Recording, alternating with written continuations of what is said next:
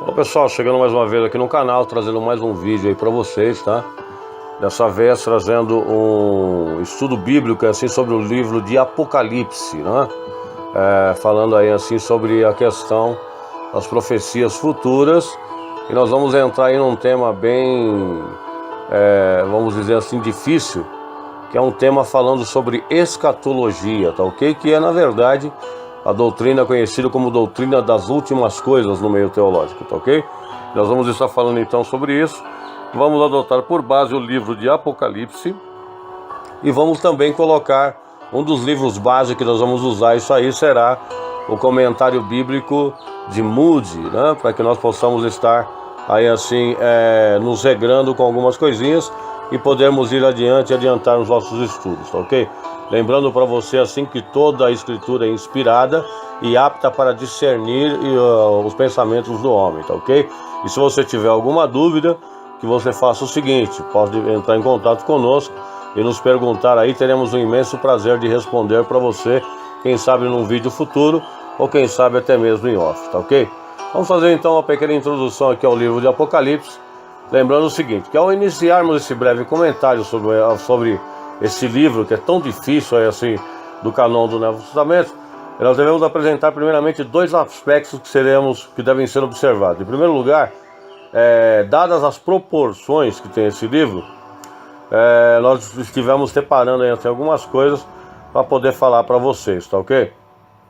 Então o que acontece? O livro de Apocalipse é um livro que ele é de difícil interpretação.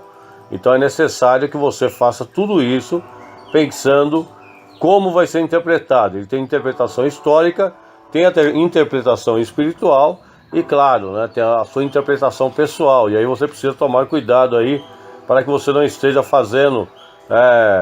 tomando assim, coisas erradas e automaticamente ter assim, uma visão errada do que o livro queria falar ou do que a palavra de Deus está falando para você, tá ok?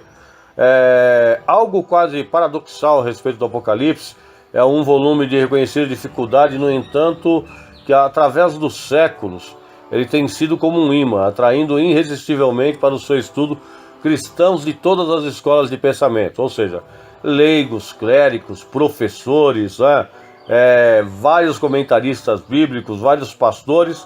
Muita gente gosta de pregar nele e muita gente não gosta de falar sobre ele. Por quê?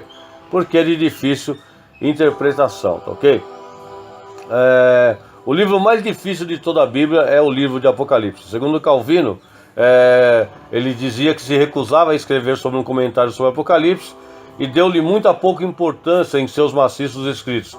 Lutero, por outro lado, fugiu dos seus ensinamentos durante anos e, ao mesmo tempo, o livro tem compelido homens e prolongado o estudo de suas profecias, voltando muito mais para a reconsideração dos seus temas e para uma nova compreensão das suas revelações. Um só testemunho será suficiente de alguém que realmente é reconhecido ter sido o mais talentoso expositor do primeiro quarto do século, que é J. Campbell Morgan, que foi um homem que falou a respeito do Apocalipse aí, e que ele falava o seguinte, que não há nenhum outro livro na Bíblia que tenha sido lido com tanta frequência e nenhum ao qual tenha tentado dedicar tanta atenção mais paciente e persistentemente. E não há nenhum livro na Bíblia ao qual eu me volte mais ansiosamente nas horas de depressão do que este, com todos os seus mistérios e todos os detalhes que ele tem e que eu ainda não compreendo, tá ok? Isso falou aí assim o nosso irmão Campbell Morgan no ano de 1912. É necessário lembrar para vocês, ressaltando a importância do livro. As escrituras do Novo Testamento seriam incompletas e deixariam os leitores num estado de ânimo mais ou menos depressivo se este livro não fosse escrito e incluído no canon do Novo Testamento. Ele não é somente o último livro no arranjo canônico da nossa Bíblia, mas é necessariamente a conclusão das revelações divinas ao homem. Esta verdade foi brilhantemente apresentada por Bernard James no famoso livro chamado Bampton Lectures, de 1864, que tem por título em inglês The Progress of Doctrines in the New Testament.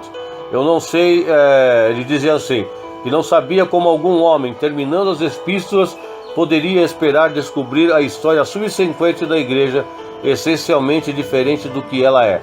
Naquelas obras, nos parece, como é na realidade, que não testemunhamos algumas tempestades passageiras que desanuviam a atmosfera, mas sentimos o todo da atmosfera carregado com os elementos da futura tempestade e morte. Cada momento, as forças do mal se mostrará mais claramente e elas são enfrentadas, mas assim também são dissipadas. As últimas palavras de Paulo na segunda epístola a Timóteo e as palavras de Pedro na segunda epístola que ele escreveu às novas igrejas, e de João e também de São Judas, e diz o seguinte, falando a respeito do livro de Apocalipse, que Apocalipse tem a linguagem de um tempo no qual as tendências daquela história expuseram-se distintivamente, e nesse sentido, estas cartas formam um prelúdio e uma passagem total para o livro na qual estaremos a ler. Assim chegamos a este livro com lacunas que pretendem preencher aproximadamente todo o andar da era cristã, tá ok? E do andamento cristão. Ou seja, sem o Apocalipse, nós ficaríamos incompletos e não saberíamos aí aonde chegar, porque se os evangelhos são, na verdade, aquilo que nos apresenta o Cristo, o Apocalipse aonde nos mostra, na verdade, o final da sua obra, na qual nós estaremos e reinaremos com ele para a sua gloriosa e manifesta vontade. Amém? De todos os livros da Bíblia, este é aquele que certamente deve ser considerado como um livro do fim dos séculos, e poderia parecer que nesses últimos 30 anos, o mundo ocidental, incluindo seus estadistas, cientistas, economistas e também os ensaístas, os tem consciente ou inconscientemente reconhecido, isto é, especialmente verdadeiro de que se refere ao uso da palavra Apocalipse.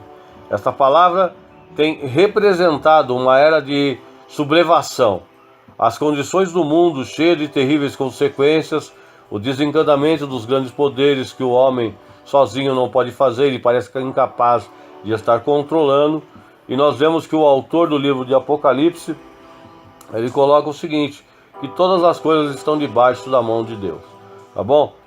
Este é, surpreendentemente, o livro de um mundo, e certamente agora, no meio do século XX, estamos nos aproximando desta condição de um mundo só.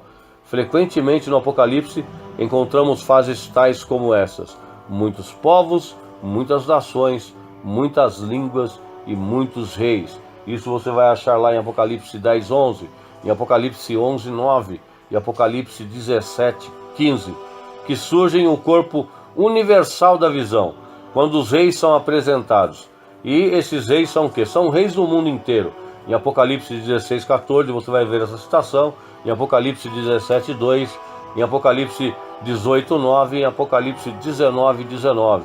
E ali também nos traz a questão de que Satanás diz que ele é o enganador de todo mundo, né? Falando lá em Apocalipse 12, versículo 9, onde nos diz também que Satanás é a antiga serpente que estava no Éden. Então nós vemos aí a ligação do livro de Apocalipse lá com o livro de Gênesis, fazendo aí assim uma concatenação entre as duas palavras, entre a promessa, entre a questão da graça e a dispensação aí assim do milênio, tá ok?